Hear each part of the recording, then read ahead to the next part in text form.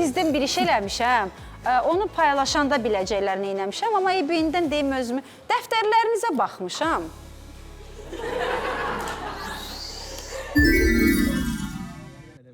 Məncə bu afakan məni düşünərək çəkib. Baxma ona. Məncə. Bax, bir dənə bax.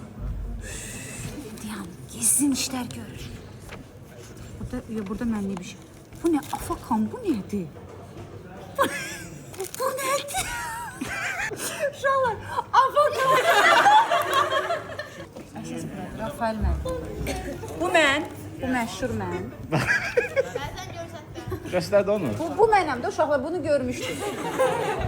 Əzizinəm, nədir? Alaydı, cibim pulla dolaydı. Gözəl, nə? Parça, gözəl parça tutaydı. Gözəl onu sayaydı. Rafael müəllim, qoy bunları çevirək.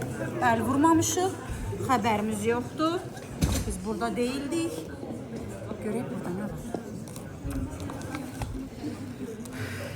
Və Coşqun müəllimin iç dünyası. Göz. Gözəl göz. Komandalarında adları. Sakit durun, aramızda qalsın, heç nəyə baxmadıq, xəbərimiz yoxdur. Dəftərlərdən məlum oldu ki, verilişi diqqətlə izləyən Coşqun müəllimdir. Dəftərlərini səhv düşübmüş. O şəkli çəkən Coşqun müəllimdir. Yox. Kişini deyirəm. Bəli.